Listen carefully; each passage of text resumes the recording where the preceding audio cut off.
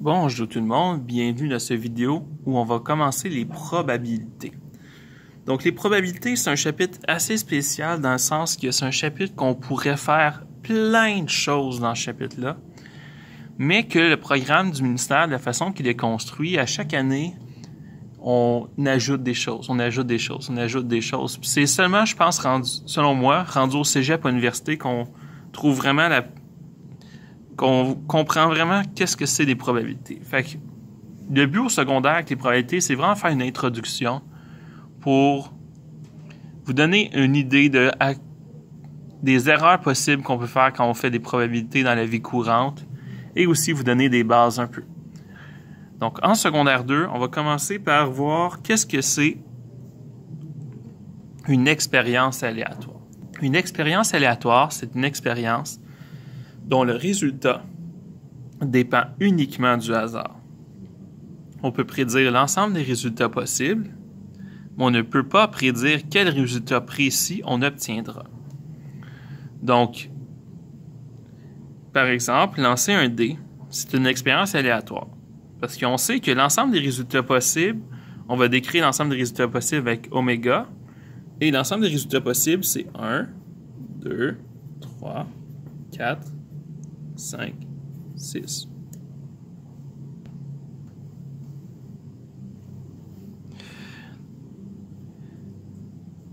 Donc ça, c'est l'ensemble des résultats possibles. Mais on ne peut pas savoir quel résultat précis on va obtenir avant de lancer le dé parce que le résultat dépend du hasard. Donc, vous lancez votre dé, vous savez qu'un des résultats possibles, c'est 1, 2, 3, 4, 5, 6, mais vous ne savez pas lequel vous allez avoir. Et ça, c'est à chaque fois que vous lancez le dé. Vous avez beau lancer le dé 2 fois, si les 2 fois vous obtenez un 5, est-ce que ça veut dire que la prochaine fois on obtient un 5? Non. Est-ce que ça veut dire que la prochaine fois on n'obtient pas un 5? Non plus. Chaque fois, c'est dû au hasard. Donc c'est ça, une expérience aléatoire, c'est quelque chose qui à chaque fois, le résultat, il dépend du hasard uniquement. Une probabilité, c'est les chances qu'un événement se produise. Par exemple, la probabilité d'obtenir 1 en lançant un dé, c'est une chance sur un total de 6. Donc, la probabilité, c'est la fraction ou le pourcentage qui représente la chance qu'un événement précis se produise. Pour calculer ça, il y a plusieurs moyens. Nous, au secondaire, ça va être utile de représenter la situation avec un diagramme en arbre, avec une grille ou avec un diagramme de Venn. Donc, par exemple, on lance un dé à 4 faces et une pièce de monnaie. On veut savoir la probabilité d'obtenir un nombre premier sur le dé et le côté pile sur la pièce de monnaie. Donc, j'ai 4 faces. Ça veut dire que quand je vais lancer mon dé,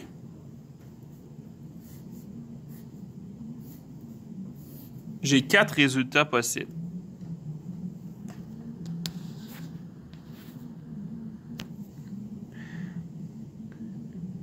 Donc, ça, c'est quand on lance notre dé.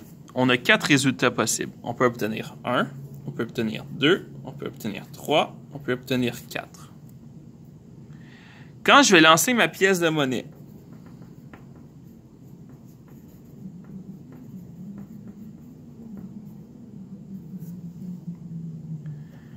je vais avoir soit pile, soit face.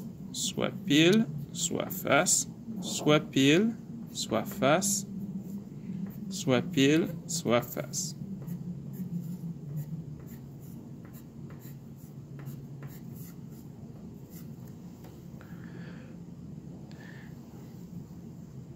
Donc, au fond, les différents résultats que je peux obtenir. Je peux obtenir le résultat 1 avec pile, 1 avec face, 2 avec pile, 2 avec face, 3 avec pile, 3 avec face, 4 avec pile, 4 avec face.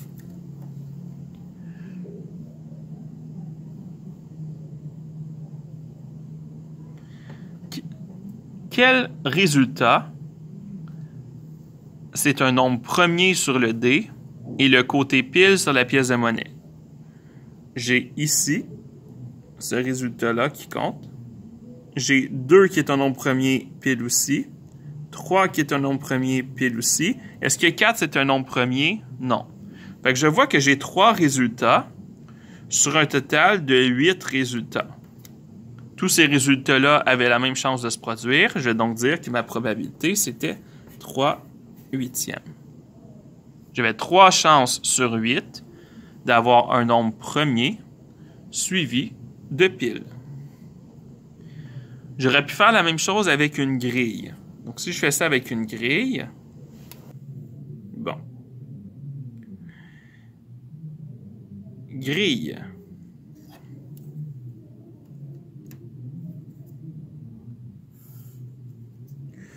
On a le résultat de D.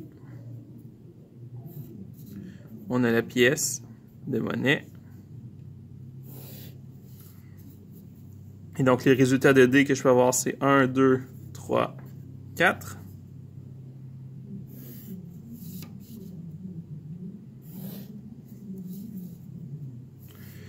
Pour ce qui est de la pièce de monnaie, je peux avoir pile ou face.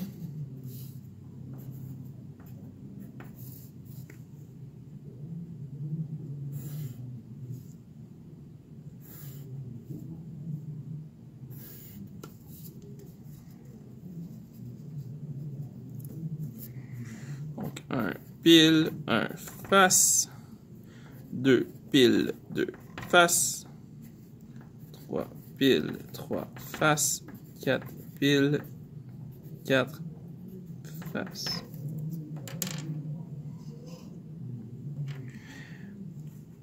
Encore une fois, quels sont les résultats dans lesquels soit j'ai un nombre premier sur le D et côté pile, j'ai ce résultat, ce résultat, ce résultat. J'ai donc 3 chances sur 8, parce qu'il y a 3 résultats sur 8 qui correspondent à ce que je voulais.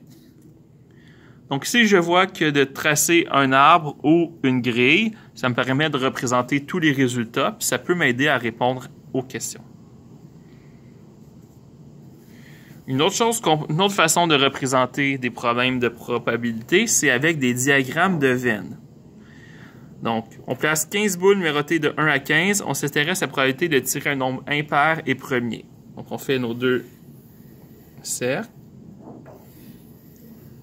On va avoir le premier cercle qui c'est les nombres impairs. Le deuxième cercle, c'est les nombres premiers. Et on va avoir le grand ensemble autour, qu'on appelle oméga. Ça, c'est tous les résultats possibles. Donc, par exemple, le 1, il est impair et premier. Le 2, il est premier, mais pas impair. Le 3, il est impair et premier. Le 4, il n'est pas premier, il n'est pas impair. Donc, le 4, on le met à l'extérieur. Le 5, c'est un nombre premier. Le 6, c'est pas un nombre premier ni impair. Le 7, c'est un nombre premier et impair. Le 8, il est à l'extérieur. Le 9, il est impair, mais il n'est pas premier. Le 10, il n'est pas impair ni premier. Le 11, il est premier et impair. Le 12, il n'est ni un ni l'autre. Le 13, premier et impair. 14, à l'extérieur aussi. Et 15, il est impair, mais pas premier. Parfait. Là, quelles sont les chances d'obtenir un nombre impair et premier? 1, 2, 3, 4, 5. Je vois que j'ai 5 chances d'avoir un nombre qui est à la fois impair et premier sur un total de 15 nombres. Donc, j'ai 5 chances sur 15 d'obtenir un nombre impair et premier. Donc voilà, j'espère que vous avez bien compris cette vidéo. On se voit dans le prochain. Donc le but du vidéo aujourd'hui, c'est simplement de voir qu'on peut représenter une situation de probabilité avec différents types de diagrammes. Donc, j'espère que vous avez trouvé quelle est l'erreur que j'ai faite. L'erreur que j'ai faite, en fait, c'est une erreur de théorie mathématique, qui est la suivante. 1 n'est pas un nombre premier. Donc, comme 1 n'est pas un nombre premier, eh bien, ça change un peu mes probabilités ici. Donc, j'ai seulement 2 chances sur 8 d'avoir un nombre premier et pair. Et 2 chances sur 8.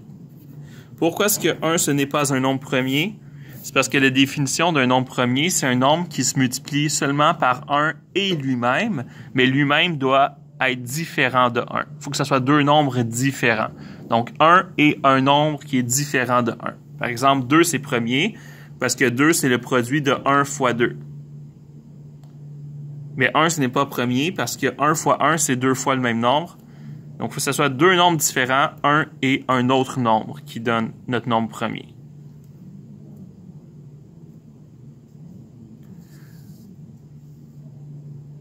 Même chose pour ici, sachant que 1 n'est pas un nombre premier. Ça va changer notre probabilité. Je le mets à l'extérieur. J'ai donc 4 chances sur 15.